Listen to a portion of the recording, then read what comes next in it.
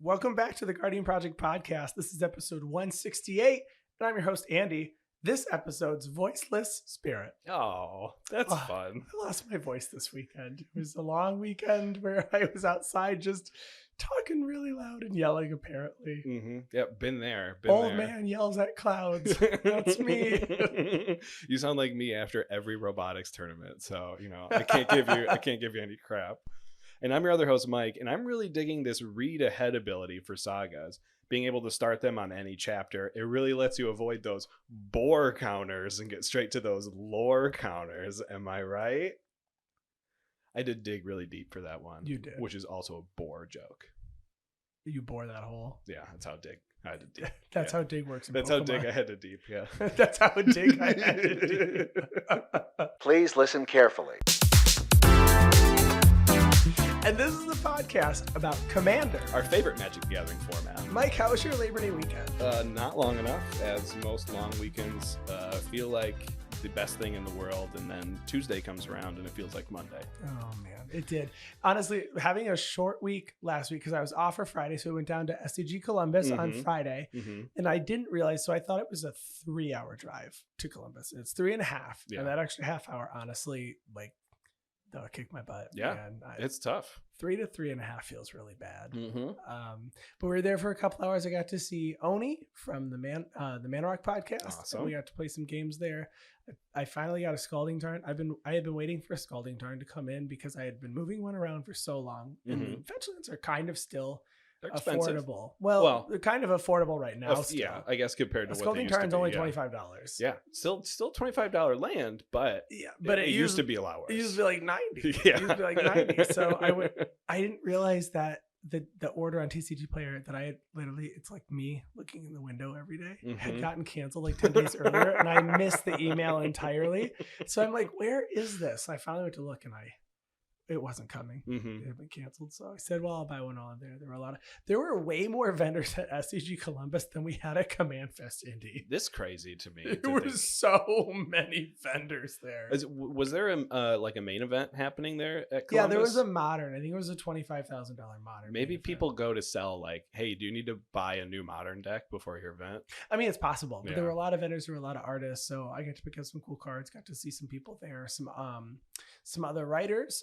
Nick Wolf from Commander's Herald was there, getting some cards signed and stuff. So that was really fun.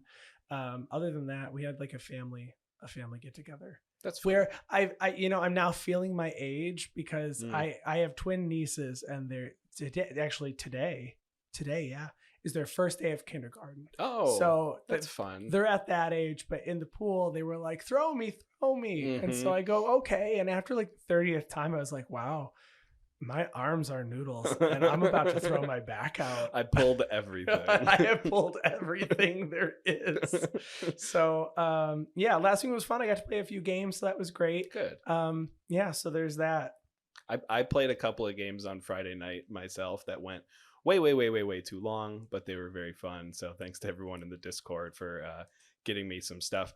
Now, don't forget that this week we are also doing a drawing for the winners of our Dominaria United pre-constructed commander decks, as well as, obviously, the more important giveaway, the 8 copies of Zetalpa that we're giving away. 8 unique copies of Zetalpa. One for every single printing that there is. I guess there were a couple in Ixalan because there was pre-release promo. Yes. And there was a bonus pack printing where it comes with a little Planeswalker stamp. Yeah, one of the ones from when you went to like F&M and they handed out those packs. Surprisingly, I guess surprising to me because I ordered them all off of TCG Player. I just thought maybe one of them would have different artwork. They don't. It's all the same artwork. Even the new one that's being printed in the I actually didn't even look it up. Is it the Dihada pre-con that it's printed in? Yeah, the 3-color Mardu legendary deck. Okay. Yeah. So that's the printing we're getting this time. Yeah, I still have to go and pick that one up because they were all pre-sale for $1 a piece, and I'm pretty sure we can get it for 50 cents if we go to our LGS. You can get it for free because someone has 100 copies. Someone wants to upgrade their Diada deck and they're taking Zetalpa out. Well, shame on you, but also if you are, we will take that. Exactly. Zetalpa. So make sure you enter those. They're on Twitter. Just like and retweet. We're going to be picking the winner this Friday, yes. September 9th. So make sure you get in, and we will have the commander deck shipped to you directly, which is exciting. Yes. Also, we would like to welcome a new patron. Griffin, thank you so much for becoming a patron. Welcome to the project.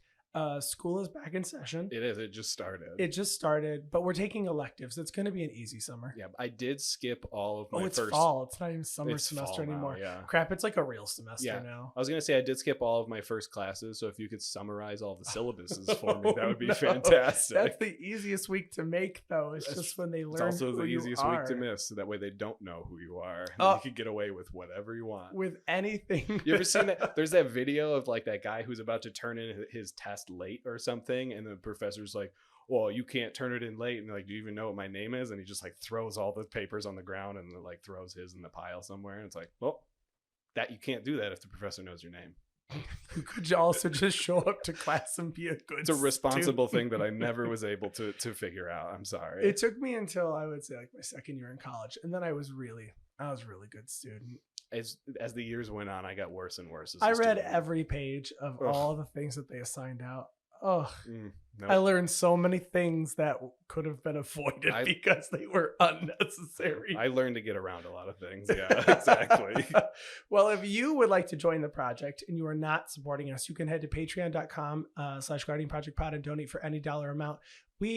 We want to thank everybody who is a patron, and for everybody who comes back and listens to our show week after week. We would not be here without you. Thank you so much for your support. Yeah, and if you want to support in any other way, you can find us on any platform you can currently find podcasts. So if you're on those platforms, you can find us, leave us a rating, a like, a subscribe, a follow. We're also on all the social medias. We're on YouTube, Instagram, Twitter. And you can email us at guardianprojectpod@gmail.com. So please check us out everywhere you can. Now, we're not on all the social medias. Which one are we not on? We're not on Facebook. Oh, that's true. We're not. I can't manage a Facebook page. I finally got rid of Facebook from my phone. I just can't see my aunt's everything. That's all it is my aunt's posting like memes of coffee in the morning and like my grandma posting photos. Like I'm done with Facebook. Yeah, I got a Facebook account for Facebook Marketplace and for Facebook Messenger. And I've learned you can get rid of your Facebook and keep Facebook Messenger. There you go. Which is where we have our group chat for everything. Yes. So no Facebook needed. Mike, what are we talking about this week? Well, last week we talked about Dominaria United and our favorite cards. So, of course, this week we're talking about Commander Spellbook. We're going to go through the Dominaria United cards that we got, what combos they are giving us, and talk about some of our favorite ones. All right, let's go check out these combos.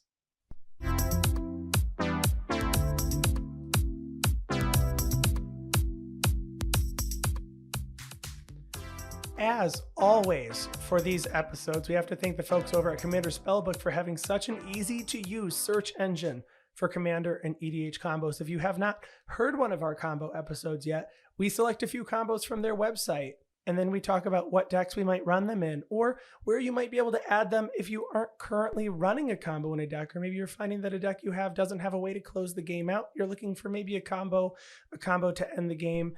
You're going to find it here, so you can check out the link to their site in the show notes below, or you can honestly just Google Commander Spellbook, and it's going to bring up their website. There. It's really good. It's so easy to use. So you'll find it pretty easily here. So the first combo I want to talk about is Mono Black. This is with the I would say probably the namesake card of the set. Maybe not, but I feel like it is. It's also from the early videos I've seen, very, very strong in Commander and in Standard. This is Sheoldra the Apocalypse, a 4/5 legendary Praetor, Phyrexian Praetor for 2 black. And it has Death Touch, and whenever you draw a card, you gain 2 life. Whenever an opponent draws a card, you lose 2 life. So if you pair this with a very popular sorcery in both competitive Commander and non-competitive Commander, Peer into the Abyss, you can just go ahead and have one opponent lose the game. You can get near infinite life loss, near infinite card draw for a specific opponent. And I like how this requires an opponent to draw and you're not actually playing it on yourself, which is interesting because you always Peer into the Abyss on yourself. So Peer into the Abyss is a sorcery for 4 black that says target player draws cards equal to half the number of cards in their library and loses half their life, round up each time. So all you have to do is have Peer into the Abyss in your hand and Shieldred on the battlefield. And then an opponent has to have at least half their deck. So, I mean, unless they've been drawing and discarding, I mean, you are doing this on turn 7 if you just do it naturally. So they shouldn't have gotten hopefully that far. But all you do is you gas Peer into the Abyss and you target an opponent to have them draw half their deck and lose half their life. Shieldred's second ability resolves, which is whenever an opponent draws a card, they lose 2 life. So they're going to lose 2 life for each card that they draw, and then they die. Yeah, so they have to draw 20 to lose 40 life, which is a 40 card library. Yeah, that's easy. It's super easy. So super easy to do. The combo itself is $37. Probably won't be that expensive in a couple of months. I'm not sure Shieldred is going to maintain the current pre-order price, which is what this is based off of. Right. But that's not too expensive if you're looking for this. I have seen a lot of discussion, I will say, on Quasar, which is the Esper Commander. You can add Shieldred, slot it right in. Easily. Brewing with Conviction. They were talking about that. That was super exciting. So, but it's cool that you can do it with this face commander as well. Yeah, I like the backup strategy of if an opponent doesn't have enough cards for you to kill them with this combo, you can just Peer into the Abyss yourself and gain more life than you just paid to draw half of your deck. Exactly. So, the backup is I get half my deck and a bunch of life, so why not? But speaking of Shieldred, we've got a few more combos here. One of them that actually will fit into that Esper deck that you just mentioned. But we're going to start with, this is Shieldred in combination with a Lich effect. And I'll have to explain a Lich. So, for example, Lich's Mastery. So Shieldred the Apocalypse in combination with Lich's Mastery, which is an enchantment. Lich's Mastery for 3 black, black, black. You get a legendary enchantment with hexproof that says you can't lose the game. Whenever you gain life, draw that many cards. Whenever you lose life, for each 1 life you lost, exile a permanent you control or a card from your hand or graveyard. When Lich's Mastery leaves the battlefield, you lose the game. So with these cards in combination, this also works. We get the same text on the enchantment Lich for black, black, black, black, and Nefarious Lich for black, black, black, black, which is also on an enchantment. It's going to have the same text where whenever we gain life, we're going to draw that many cards, and we can't lose the game. Those are the 2 most important things. So in order to start this combo, you need to have both permanents on the battlefield. You need to either gain any amount of life or draw a card. Either one is going to start the combo of allowing you to then draw cards and gain life via the Shieldred triggers. And you might think, oh, this might be bad because I'm going to draw out my entire deck. But that really nice little piece of vocab there on Lich's Mastery that says you can't lose the game helps it so you can just draw your entire deck and then try to win afterwards. This does also go infinite with Drogskol Reaver, which is where you're going to find in your Esper deck. Already goes infinite with Quasar, Drogskol Reaver. So for 5, a white, and a blue, you get a 3/5 spirit with flying, double strike, and lifelink. This is whenever you gain life, draw a card. This, unfortunately, does not have the you can't lose the game text. So you need to make sure you resolve your Laboratory Maniac for 2 and a blue that says if you were draw from an empty library, you win the game instead of lose the game before you actually start the combo with Drogskol Reaver. Yeah, these are cool. It's just a way to kind of, I mean, I like just drawing my whole deck. So even if you can just Peer into the Abyss yourself and then you find a way to just draw out all your cards. And then like Dark Ritual yourself into 5 mana, put out a Scourge Familiar that allows you to discard cards for black mana, and then combo, and hopefully someone doesn't remove your permanent that says when it leaves the battlefield you lose the game. Yes, you're a Lich. Yes. You don't want that. I'm glad you explained Lich's Mastery and not Lich. It's too hard to read. the original Lich. Let's move away from mono black into Izzet. So we're in blue red with Nayal the Storm Runner, a 5/4 Ifrit wizard that honestly I kind of shrugged off because I was like, it's an uncommon commander, it costs 5. This is a filler commander, but for 2 blue, blue, and a red, you get a legendary creature that says you may cast sorcery spells as though they had flash. So if I researched it correctly, and I really hope that I did, I think this is the only legendary creature that gives you this effect, I think that's right. That's pretty cool because there's a legendary the Teferi, the blue-white Teferi, 3-fairy Teferi Time Raveler. Yeah. That lets you do something similar. I mean, that also stops your opponents, but This, in combination with Wheel of Misfortune and Mindslaver, really just kills one of your opponents. Yeah, it really does. So Wheel of Misfortune is a sorcery for 2 and a red. It says each player secretly chooses a number 0 or greater, then all players reveal those numbers at the same time to reveal the highest and lowest numbers revealed. Wheel of Misfortune deals damage equal to the highest number to each player who chose that highest number, and then each player who did not choose the lowest number draws 7. It seems really confusing, but it's a Wheel of Fortune where you just don't want to be the lowest. You also don't want to be the highest, but if you only like, I don't know, anteed like 8, it's really not that big of a deal. Sure, why not? I don't think I've ever not drawn off Wheel of Misfortune. I think I've always drawn. And in the beginning, I was trying to go really high, and I was like, no, I'll just say 5. Someone's going to say 12, and someone's going to say 0. Sure. Someone doesn't want to wheel their hand, because if you're the lowest, you don't have to wheel. Yeah, you just say 0. You just say 0. Combine that with the card Mindslaver, a very, very popular, but maybe not played super often because it's not the most friendly card, I guess. I imagine it's pretty high on the salt scale. It's probably very high on the salt scale, but 6 colorless for a legendary artifact that has pay 4 and tap it, sacrifice it. You control target player during their next turn. So what you do is you just need to play Naal the Stormrunner. You need to have Wheel of Misfortune in your hand, and then you need to Mindslaver. So you have your Mindslaver out, you steal your opponent's turn. You go to their turn, and because your instants and sorceries have flash, you cast Wheel of Misfortune. And then you pay all of their life for their Wheel of Misfortune anti-vote, and then they die. Yeah, they do. And then you wheel. You get to wheel. You definitely wheel, Yep. And you take an opponent out, which feels very reminiscent of like Emrakul, when someone else has like a hatred in hand. So Emrakul, the Promised End, lets you do Mindslaver's effect when it enters and you actually cast it. And this has happened to me twice. Hatred is a card where you can pay life and give your creature plus X for the amount of life you paid. And when you play it with a commander, that's cool because you get commander damage. The number of times, it's literally 2.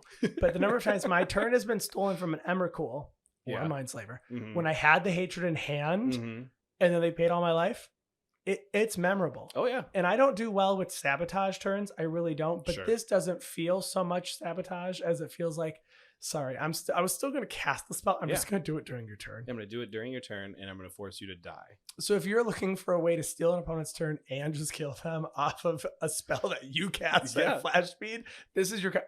I would build this deck just to do this. Yeah, this is... I mean, and you can... It's so silly. I mean, you could probably also just put Emrakul in here too, right? You could do Emrakul instead of Mindslaver, or do both. Run them both. Why not have backup for your Wheel of Misfortune? And Emrakul has protection from instants, so now you can use like sorceries that buff your Emrakul at instant speed with your commander. So now the whole deck is building around Emrakul. All right, so this is Naal the Stormrunner, Mindslaver, Emrakul of Misfortune deck. I'm here for it. I think it's silly. It's ridiculous. I'm not sure if you pull it off once. I don't know if you'll ever pull it off again because you do have to have these cards. You do. Granted, you have cards like Gamble and you have ways to tutor in blue-red, but it's 10 mana to Mindslaver, 6 mana to cast it, 4 to sack it. I mean, this is not an unfair thing to do. No, there's probably more efficient ways to kill your opponent. It's probably a bad way to win with this deck, but honestly, go for it. Do it up. Awesome. Well, if you're not familiar with the sacrifice outlets, Ashnod's Altar, Phyrexian Altar, and the like, you're gonna get used to it in this episode here because we've got a lot of combos that deal with them. The first up here, we have Bladewing Deathless Tyrant, our brand new card from Dominaria United. This is a 6/6 for 5, a black and a red for a dragon skeleton with flying and haste. It says whenever Bladewing Deathless Tyrant deals combat damage to a player or planeswalker, for each creature card in your graveyard, create a 2/2 black zombie knight creature token with menace. This is a really, really good card on its own, but it does combo very well with an enchantment called Aggravated Assault. For 2 and a red, you get an enchantment that allows you to pay 3 red into it to untap all creatures you control. After this phase, there's an additional combat phase, followed by an additional main phase. Play this ability only anytime you could play a sorcery. So in combination with a Phyrexian Altar or a Thermopod, Phyrexian Altar is a 3 generic mana artifact that allows you to sacrifice a creature to add 1 mana of any color to your mana pool. And Thermopod is a a slug snow creature for 4 and a red. You get a 4/3 that says you can pay a snow and Thermopod gains haste until end of turn. You can sacrifice a creature to add red to your mana pool. Yeah. In combination with this, Bladewing will be able to get in. If it's unblocked, it'll hit for 6 damage, create 6 2/2 black zombie knight creature tokens. You can sacrifice 5 of them to your Thermopod or to your Phyrexian Altar to feed into your aggravated assault. And then you can continue to swing with your Bladewing. If your opponents had an infinite amount of life in some way to not lose the game from commander damage, I guess you're going to be creating infinite zombie knight creature tokens with menace. But chances are you're just going to be winning the game with infinite combats. Yeah, I mean, you do have to have 6 creatures in your graveyard to make this happen anyway, because you only make the 2/2 knights for each creature in your graveyard. For each creature in your graveyard. Mm-hmm. So it's not happening quick. So there's definitely way more involved than just these 3 cards. Right. You have to be able to mill yourself or lose a couple of creatures. But if you can get it there. Yeah. I'm sure Rakdos has a way of getting creatures into their graveyard. I don't think they do. No? I mean, they printed that like chainer guy a while back, the black-red chainer guy that cares about casting creatures from your graveyard. But how do you get him in there without just having him die? Oh, maybe it says discard. Yeah, that's a fun combo for a card that I haven't seen talked about too much. That new probably because it's 7 mana, but it's got haste. It does stuff as soon as it comes down. Why not? Let's make it happen. I mean, I have played against black-red Kolagon dragons before, so I mean, you could just slot some of this in. It seems really fun. A card that we didn't talk about a ton last week was Dihada, Binder of Wills. This is the face commander for the Mardu Precon commander deck. If you combine that with Underworld Breach and the card Flicker, you can actually infinitely mill yourself.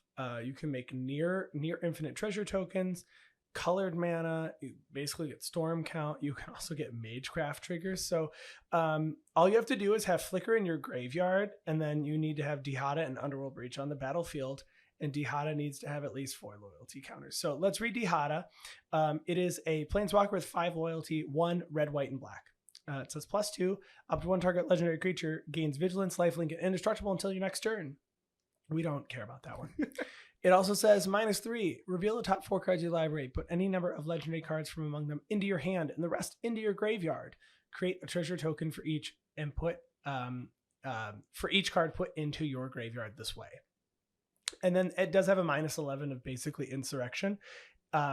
Gain control of all non-land permanents though, so it's not even just creatures, it's non-land permanents, which is pretty cool. And then let's read Underworld Breach. So it's an enchantment for 1 and a red. Each non-land card in your graveyard has escape. The escape cost is equal to the card's mana cost plus exiling 3 other cards from your graveyard. You can only do this on a single turn. Underworld Breach comes out and you have to sack it at the end of your turn. So you got to do all this like on the same turn. Mm-hmm. And then finally, Flicker is a sorcery for 1 and a white. Remove target non-token permanent from the game, then return it to play under its owner's control. So what you're going to do is you're going to activate Dihada's second ability by removing 3 loyalty counters, and you're going to mill 4 cards and create 4 treasure tokens. And then you're going to activate 2 of your treasures by tapping and sacking them to get 1 and a white mana for Flicker. And you're going to cast Flicker from the graveyard for its escape cost. So you're going to cast it and exile 3 other cards. And you're going to blink Dihada, which is going to reset Dihada to 5 loyalty counters. And then you're going to just continue from there. So you can mill yourself. You're going to need something. This is just like milling, making treasures. Mm-hmm.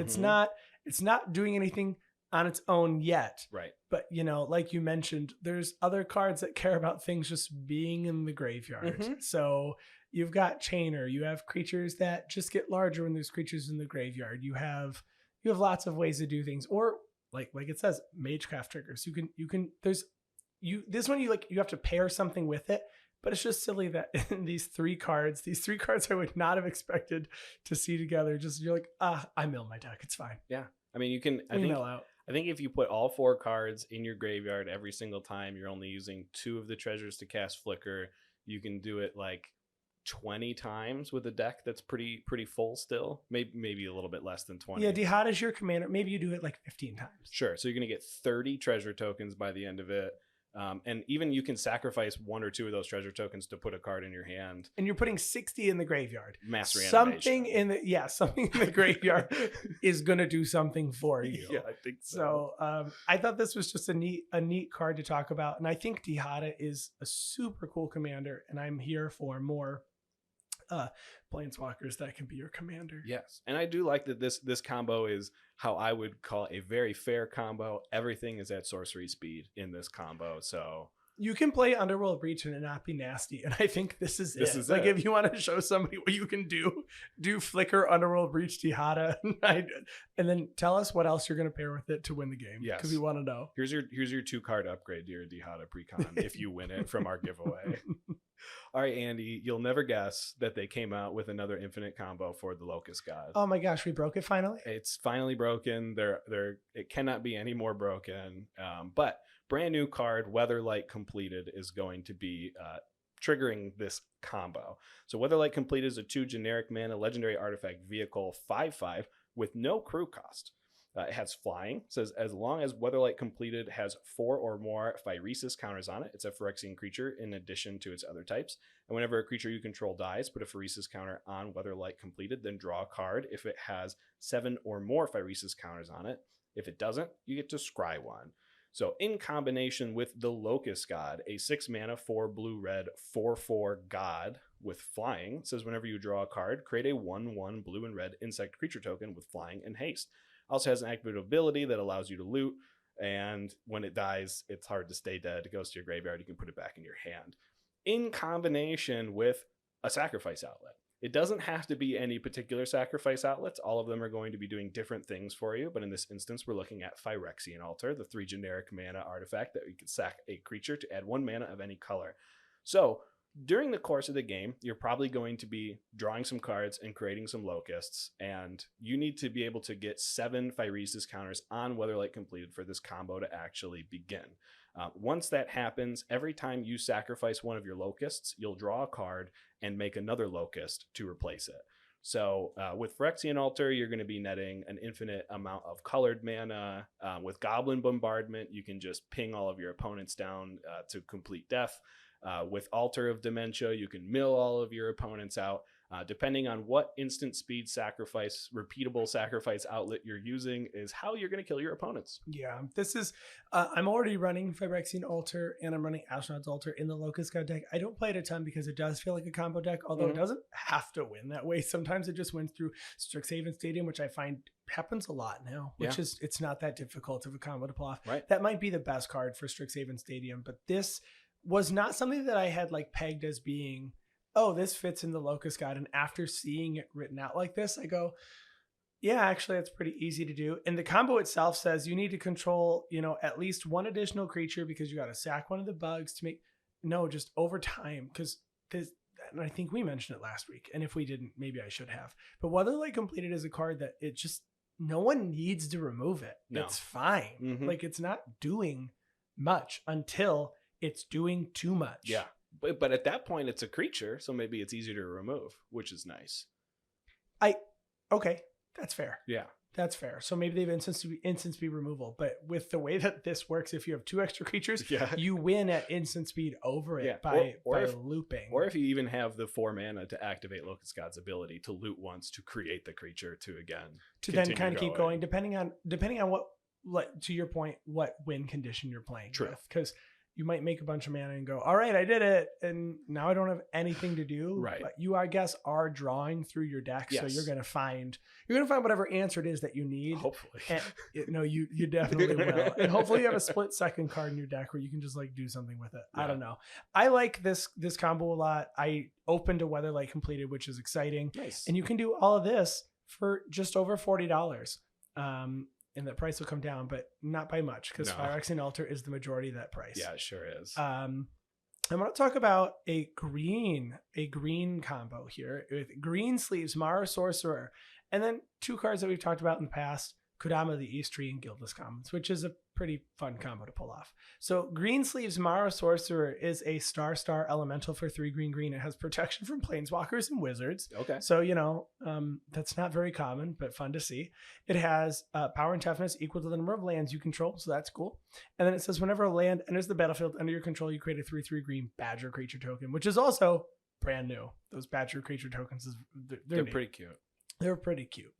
And if you're as old as we are, you've seen the Badger video on YouTube on Newgrounds, on wherever Newgrounds. It came out first. I don't know. It was definitely not on YouTube before, but you definitely are singing it if you've heard it before. Mm-hmm. If you pair that with Kodama the East Tree and Guildless Commons, you have infinite creature tokens enter the battlefield and landfall triggers. So Kodama the East Tree is a 6/6 spirit for 4 green with reach. It says whenever another permanent enters the battlefield under your control, if it was not put onto the battlefield with this ability, you can put a permanent card with equal or lesser converted mana cost from your hand onto the battlefield. And then you can do this combo with any of the bounce lands. So this one works the way we're explaining it because it's all mono green, so you can have Greensleeves as your commander, but you can put Greensleeves in a landfall deck that is red green, or you could put it in Teamer. You could put it you could do 5 color landfall. I mean, whatever landfall it fits in. But we're going to stay colorless here so that Greensleeves Mara Sorcerer can be your commander with Guildless Commons. It enters the battlefield tapped. It's a land, and it says when it enters the battlefield, return a land you control to its owner's hand. So all you do here is you need to have Greensleeves, Mara Sorcerer, and Kodama the East Tree on the battlefield. Guildless Commons needs to be in your hand, and you need to be able to play a land for turn. So you put Guildless Commons on the battlefield, triggering itself, Kodama, and Greensleeves. So you're going to resolve Kodama. You're going to put nothing from your hand onto the battlefield. You resolve Guildless Commons, returning it from the battlefield to your hand. And you're going to resolve Greensleeves by making a Badger. The Badger enters, triggering Kodama, which puts the Guildless Commons from your hand onto the battlefield. And then the Guildless Commons enters, triggering itself and Greensleeves. You return the Guildless Commons to your hand, and then you make a Badger, and you just keep going. Yeah. So now you're making infinite Badgers, infinite enter the battlefield triggers, infinite landfall triggers. If you have something that's going to work with all that, again, this is another combo. You kind of still need something to happen. But if your opponents maybe don't have a board wipe, just make 5,000 Badgers and pass the turn. They need to remove 5,000 Badgers. Resolve that newly inexpensive Concordant Crossroads and swing with them with haste. Okay. Concordant Crossroads has been reprinted twice, Double Masters and in a secret layer. So if you have it, all your Badgers can swing very quickly. So that would be a 4-card combo. But this is fun. I really like Greensleeves, which is a set booster exclusive, I believe, from Dominaria United. So this is a deck that I think a lot of people are looking to build. And I'd be happy to play against this one. So you'd say Greensleeves is all your joy and Greensleeves is your delight? Is that from the song? Yeah, I think that's the first 2 lines. Is it the first one? Well, not the first lines. No. It's somewhere in the song. It's somewhere in the song. Okay. Yes. Then I say yes. Then you say yes. Yes to Greensleeves. All right, so we have a combo here with Danitha, Benelli's Hope in mono white, which is pretty cool. So Danitha, Benelli's Hope is a 5-mana 4-and-white human knight 4/4 with first strike, vigilance, and lifelink. This is when Danitha, Benelli's Hope enters the battlefield. You may put an aura or equipment card from your hand or graveyard onto the battlefield attached to Danitha. So in combination with the enchantment aura Gift of Immortality for 2 and a white, you get an enchant creature. It says when an enchanted creature dies, return that card to the battlefield under its owner's control. Return Gift of Immortality to the battlefield attached to that creature at the beginning of the next end step. We're actually going to be able to circumvent that last text because when Danitha re-enters the battlefield, we're going to take Gift of Immortality from our graveyard and stick it right back on Danitha, Benelli's Hope. So we also need a way to kill Danitha. And again, any of our altars, our colorless altars that sacrifice our creatures at instant speed. Would you say like a 3 generic mana artifact like Phyrexian Altar? I was going to say Ashnod's Altar this time just to trick you up. Crap, man, I chose the wrong one, everyone. But no, if you have your Phyrexian Altar, 3 generic mana, sack a creature, add 1 mana of any color. Your Ashnod's Altar, 3 generic mana, sack a creature, add 2 colorless to your mana pool. Your Altar of Dementia, which is 2 mana, sack a creature, target opponent mills cards equal to the sacrifice creature's power.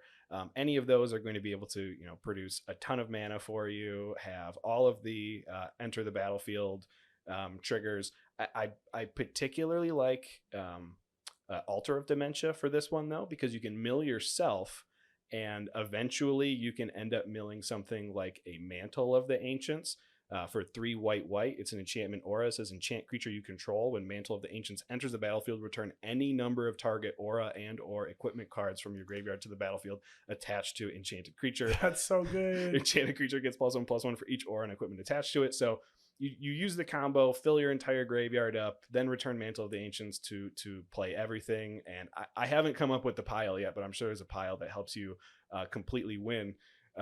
This particular combo is costing like about $40, but again, that's because of the price of Phyrexian Altar or Ashnod's Altar. If you look at Altar of Dementia, the combo actually goes down to about $10 for the whole thing. Oh, nice. If you are outside of mono white, there is a blue enchantment that's going to do the same thing as Gift of Immortality. That's Fool's Demise for 4 and a blue, and enchant aura, enchant creature. When enchanted creature dies, turn that card to the battlefield under your control. When Fool's Demise is put into a graveyard from the battlefield, return Fool's Demise to its owner's hand. So this one isn't going to stay in the graveyard.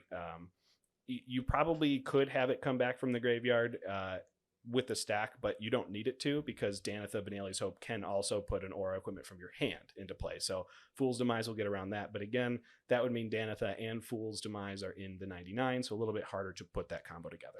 I like that the original one feels like Voltron, but also combo. Maybe that's what I need to make Voltron fun for me, because I just feel bad. You need a mono white combo deck. Well, I mean, I had Heliod Sun Crowned, but that wasn't Voltron. That was just like something huge. What was the Kamigawa mono white Voltron deck that you had put together? Oh, Light Paws, Emperor's Voice. Yeah, that one. That was pretty good too. Oh, it's very good. It's just, you play 3 cards and then you just turn sideways. That's kind of just how the deck works. Right. But this feels like I could do a lot more. Yeah. I could do a lot more and then hopefully get there. I don't know. I haven't figured it out. Voltron's not my thing. Okay. Right. It's hard. Well, maybe the new assassin will be your Voltron. That way you only have to kill one person, you win the game. Well, you only make one other person lose though. You don't win, right? I think you win. I thought it was Ramses. I thought it was someone loses. Maybe you do win. Yeah, if you attacked someone with a rogue or something, the turn that they lose, you win the game, I believe is what it says. Oh, okay. Well, I don't know. That card, we didn't talk about a ton of that, but No. that card also has a lot of discussion. Oh, it is a you win the game. That card has a lot of discussion about collusion and it being fair, and definitely. Listen, I want to see it happen once, but I want to see it happen to without someone else. No. It can be to me. Oh, okay. I don't want it to be like, here, swing at me. I definitely won't block, so you just win. Mhm. Yeah, that's I gotcha. Yeah. Let's talk about blue-black, though, with a more affordable combo here. So around $11.60, I want to talk about Pirates with Ramirez DiPietro Pillager.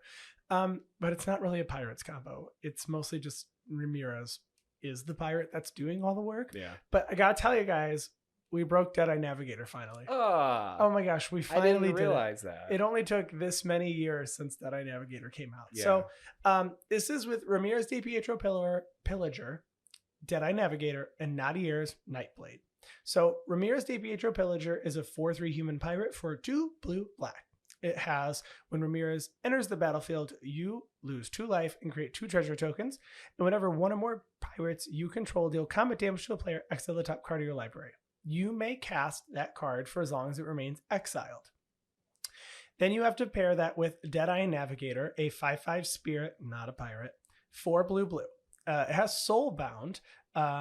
When this is paired with another creature, they gain an ability. So as long as Deadeye Navigator is paired with another creature, each of those creatures has pay 1 and a blue, exile it, and return to the battlefield under your control. So you can blink them, which is really, really cool. Mm-hmm. And then finally, you need Nadier's Nightblade, a 1/3 elf warrior, again, not a pirate. For 2 and a black, it has whenever a token you control leaves the battlefield, each opponent loses 1 life and you gain 1 life. So all you have to do is have all the permanents on the battlefield. Deadeye Navigator has to be paired with Ramirez, and your life total is at least 3 because you are going to lose life and then gain life, and Ramirez makes you lose 2 when it enters, so you can't do it when you're at 2 because you will just lose. And then you have to have 1 and a blue available. So what you do is you pay 2 and you blink Ramirez, It enters the battlefield, and you pair it again, because Deadeye Navigator, whenever a creature enters, you can pair it. You lose 2 life, and you create 2 treasures. And then the Nadier's Nightblade will trigger, and each opponent's going to lose a life, and you gain a life. Because when you blink it again, you're sacking 2 treasures to pay for that activated ability of Deadeye Navigator. So you just keep repeating, and all your opponents lose 1 life, and you gain 1 life, and that's how you win. It's actually it's silly. I guess it works if Ramirez is your commander. If you want to just play flicker blink combo in blue black, listen, I'm here to change it up. If you already have a deck that's running Deadeye Navigator and blinking things, you could just change it up. I've done that before. It's like, I don't want to play this commander, but I want to play 50% of these cards still. Yeah. I'm just going to change it to this commander so I can show you it works this way. Amen. I mean, I had a Atris Oracle of Half-Truths that was like just a blue-black deck with Atris as the commander. That's it. So why the blue-black, and your blue-black decks, you're blinking, you're reanimating, all that kind of jazz. You're probably going to put a Deadeye Navigator on there. I hope you didn't just learn about Deadeye Navigator. If not, welcome to the world of blinking. Yeah, just over $10. This one's super affordable. Definitely. So not too bad. I really like Nadier's Nightblade too. I have that in a bunch of decks. All right, enough about blue and black. Let's talk about green and white, featuring Queen Elenal of Ruadach, something like that. Get me in the comments if I pronounce it wrong. Ruadach.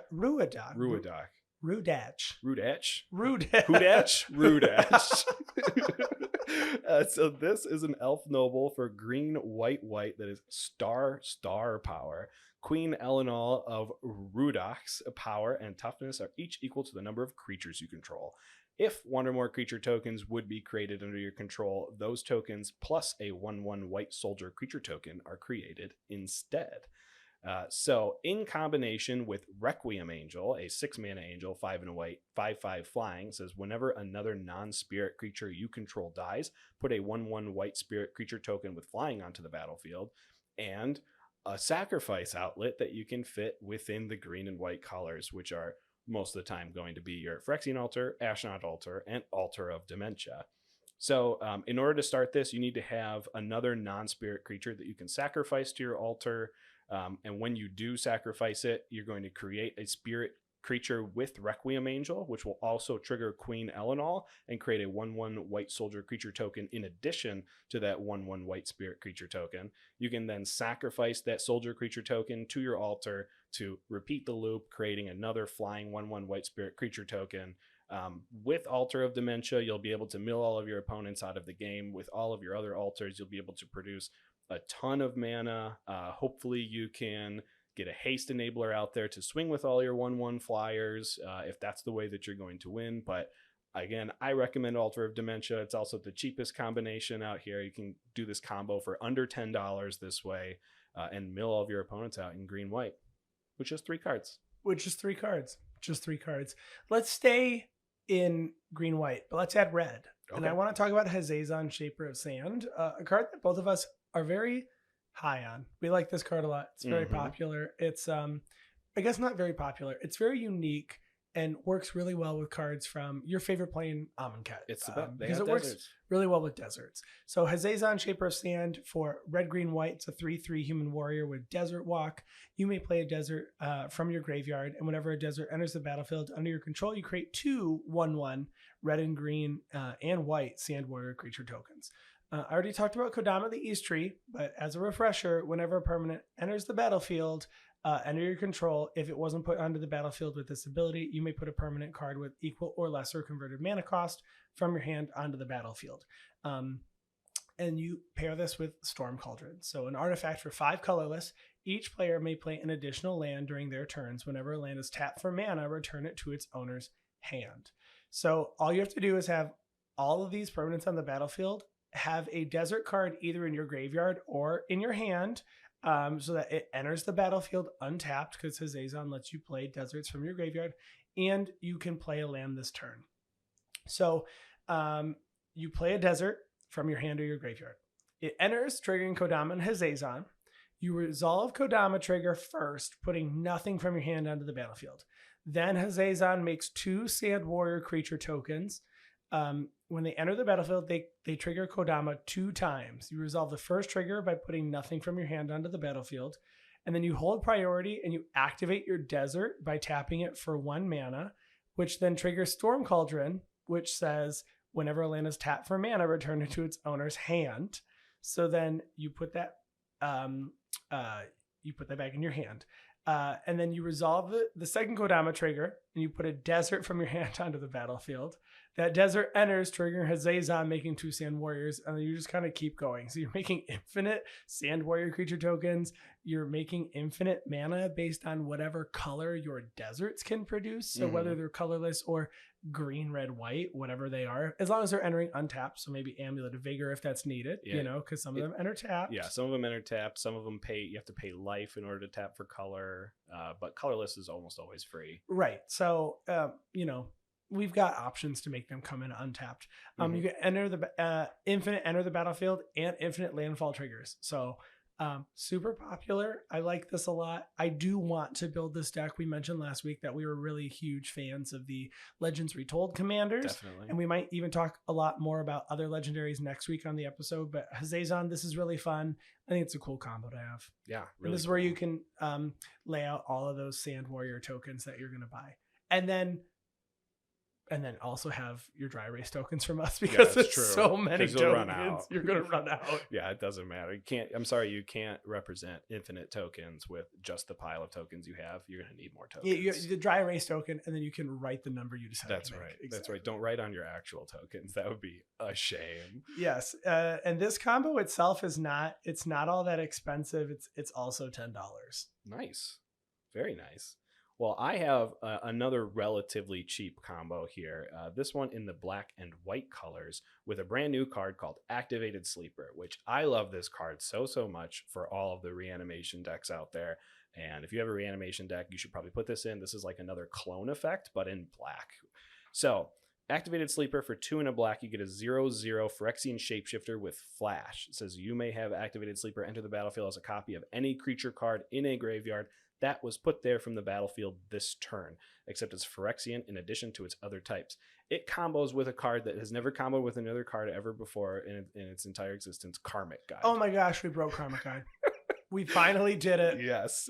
Karmic Guide for 3 white. You get an Angel Spirit 2/2 with flying and pro black. It has Echo for 3 white. So at the beginning of your upkeep, you have to pay the Echo cost. Otherwise, you have to sacrifice it if it's the first time it's seeing an upkeep.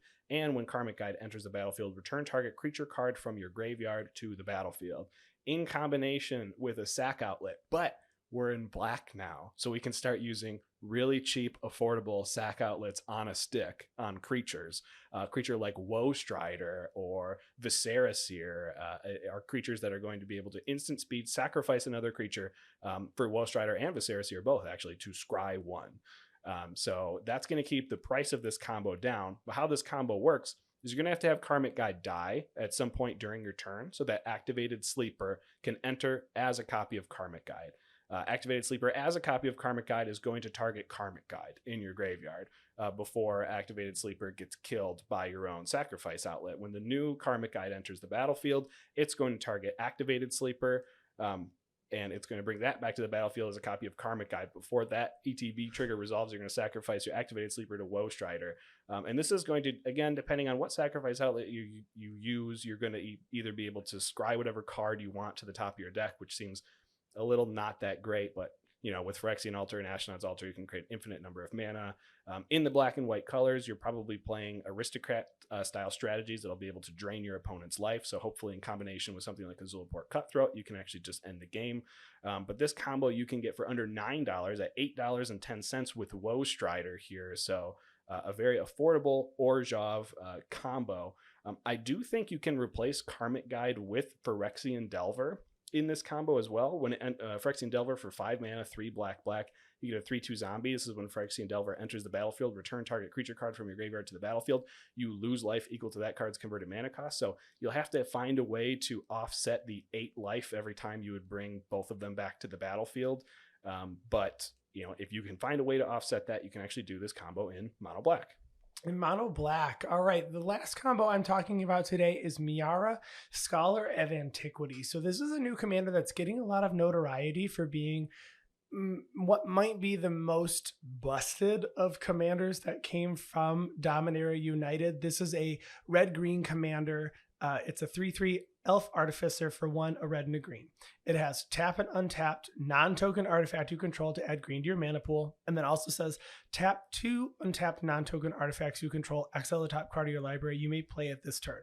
In combination with 2 cards that are known combo pieces, Pilly Palette and Heartstone, you essentially get infinite colored mana, and then if you have ways to just draw cards in this deck, you're just going to win. But Pilly Palette is a 2/2, is a 2 mana 1/1 scarecrow that has flying. It's colorless, which is very funny for this card. And it has pay to untap to add 1 mana of any color to your mana pool. And then Heartstone is an artifact for 3 mana. It says the cost of each creature ability requiring an activation cost is reduced by 1 colorless. This cannot reduce it by more than 1 mana. So this combo right now is $6.50, and one of the cards is in your command zone. Heartstone is just pretty generically good for what's already going to be in your deck. So you just need to find Pilly Palette. But essentially, you need all the permanents on the battlefield. And this took me a second to recognize that this was a combo that worked the way it does. But essentially, you tap the Pilly Palette creature to add green to your mana pool, because Miara lets you tap it and add green. And then Heartstone out, reducing Pilly Palette's untap ability to only costing 1. You pay 1 and untap it with that green mana you made. As part of that untap ability, you also add 1 mana of any color to your mana pool. So now that is just going to stay in your mana pool, because you're going to tap it again for green, and you use that green to untap. So any color you want to make, whether Miara is your commander or this is in some other commander deck, you can make any color of any color mana, any amount of any color mana that you want. And then Miara just having tap 2 non-token artifacts. If you can get things that can untap, Seedborn Muse, things on other people's turns. Pilly Palette itself untaps it. You can tap Pilly Palette and Heartstone together to exile a card. I think this card's ridiculous. I am excited to see this commander. I've seen it all over Twitter. I've seen it on Reddit. I've seen it on other podcasts. Miara is ridiculous. Or Miria, maybe it's not Miara, it's Miria.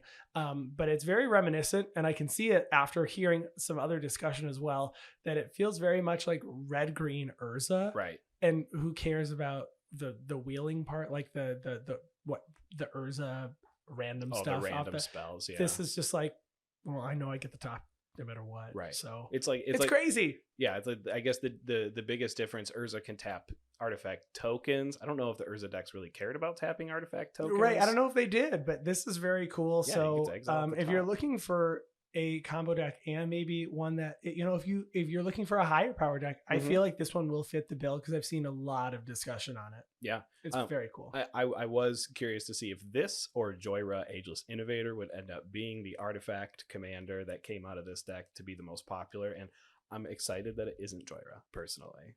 The last Jahzzar was pretty bananas. Bonkers. Yeah, we have a friend that has that in our local play group, and it's still really good. Yeah, turns out just drawing cards for 0 mana is real great. It's real great. Okay, so the last combo that I wanted to talk about is one, Andy, that you actually prepared for the episode, but I like it so much that I do want to talk about the Peregrine Dynamo. Brand new card from Dominaria United. For 3 generic mana, you get a legendary artifact creature construct for 1 power, 5 toughness with haste.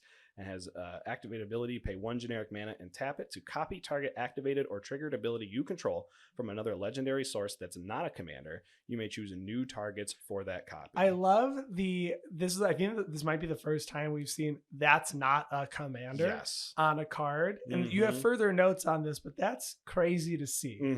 Yeah, a real cares about commander format card printed in Dominaria United. I hope this card wasn't printed in one of the pre-con decks. This isn't a pre-con deck. Okay, this is not Dominaria United. This isn't a pre-con deck. But they could have totally printed this in Dominaria United and would have been totally fine. I don't think they don't like to put the word commander on cards in the standard set. They really don't. Yeah. But in combination with a mono white planeswalker. What? Do you have a mono white planeswalker deck, Mike? I do. I talked about upgrading it to a blue white planeswalker deck though. You did, yeah. Juru with eyes open is very cool. And I wrote this down because I thought this would be great for that. And then as I continued reading, I was like, it doesn't work. Not for your deck, at least. But with Gideon, Marshall, Paragon. For 4 and a white, you get a Planeswalker Gideon that starts with 5 loyalty, which, if you're not aware, Planeswalkers are legendary permanents. For a +2, you can untap all creatures you control. Those creatures get +1/+1 until end of turn. For a 0, you can until end of turn, Gideon turns into a 5/5 human soldier with indestructible. That's still a Planeswalker, but prevent all damage that would be dealt to him this turn. And for -10, you can have creatures you control get +2/+2 until end of turn. Tap all creatures your opponents control. I think this is fun seeing a Gideon that I think was in one of the Planeswalker decks. I think that's correct. I think, which is they're usually like they're cool, but like they're usually overcosted or maybe a little underpowered. This is cool seeing it as a combo that works, that will work, and I hope to see it in Commander. Well, and I remember like Gideon Tribal was being played in Standard for a little bit in Amonkhet because you had the Amonkhet Gideon that had an emblem that said you couldn't lose the game, and you still had Zendikar Gideon that could, for 0 loyalty, make a 2/2 and protect itself immediately. Fun. So much fun. I love that standard. So the steps of this combo is you activate Gideon's first loyalty ability, putting 2 loyalty counters on it, and that says to untap all creatures you control. Those creatures get +1/+1 until end of turn. But holding priority before that trigger resolves, you are going to activate all mana producing creatures you control by tapping them. You have to be able to produce at least 2 generic mana for this combination. So in this, there are mirror that tap for colorless and tap for white. And I think I do play them because you are a little bit short when it comes to then color maybe it is mana possible rocks. you could do it. It'd be hard, but very maybe it's difficult. possible. But you know, to be fair, Peregrine Dynamo in a Planeswalker deck I think does make sense, and we'll get to that in a second. So you activate the Peregrine Dynamo by paying the 1 generic mana and tapping it to copy that ability. You resolve the first copy of Gideon's ability to untap all your creatures, which includes Peregrine Dynamo and anything else that produce mana, and then you can then repeat that step over and over and over again. So you're not going to be able to activate Gideon's any other of Gideon's abilities on this turn because all you're doing is copying the 1 activation. So without Chain Veil or something like that, you're not going to be able to do the -10. But at the very least, you're going to have, you know, 1 billion loyalty counters on your Gideon, Marshall, Paragon. All of your creatures are going to have, you know, plus half a billion because, you know, 2 loyalty counters for every +1/+1 that you get. And hopefully that will be enough to get in and kill your opponents, or maybe you have some tap or untap triggers that are milling or something like that. Right. But that's in mono white. Now, let's talk about Bant, because there's one that there's a specific note on Estrid the Masked. Because if Estrid's your commander, this card, Peregrine Dynamo, says it can't be your commander. Right. So it does go infinite with Estrid the Masked as well. But as it says, you can't target your commander, so Estrid has to be in the 99. So if you're playing a 5-color deck or a Planeswalker deck or whatever with this, with tapping creatures, it'll work. But I just thought it was so interesting seeing that it's like Estrid already combos with some things on her own already. But it's like, not if it's your commander. Right. You cannot take advantage of the Peregrine Dynamo. So everybody, that's going to be it for this week. But if you have not checked out Commander Spellbook before, head over there. They also have a Discord. If you go to their Discord, please tell them that we sent you. You can go and get contributor badges. And if you want to submit a combo, you can see your combo appear on their website. We have both submitted multiple combos in the past. Mm-hmm. So if you are playing combo decks and you don't see your combo on their website, go submit it and they'll get it added. It's a lot of fun. And like I mentioned earlier or alluded to, we're going to be chatting, I think, again about Dominaria United for one more week. Yes, we are. You know, we felt that we'd be kind of doing the set a disservice if we didn't really cover more of the legendaries, because we talk about cards we want to play and then we like doing combos, but we didn't talk about a ton of the legendaries, and we got a lot between the main set, the supplemental sets, the commander decks, you know, all the exclusives. So I think we're going to chat about some commanders or legendary creatures and maybe their lore and maybe some cards that we play if we built them as a commander. Mm-hmm. So make sure you tune in next week. And that's going to be it. So if you want to chat with me some more, you can find me on Twitter at Andy Flory. And you can find me on Twitter at WormCoilEngine. And of course, if you haven't gotten into our giveaway yet, make sure you do that before Friday over on our Guardian Project Twitter at The Guardian Project. So check us out over there, retweet, like those things for your chance to win 8 giant 1-800 Are You Flappin' Big Slappin' dinosaurs for all of your commander decks. It's at Guardian Pod. At Guardian Pod. We messed up, but also it was already taken. couldn't take Guardian Project, which was unfortunate. But but go to the @Guardian Pod and retweet and like everything. Okay, bye. Bye.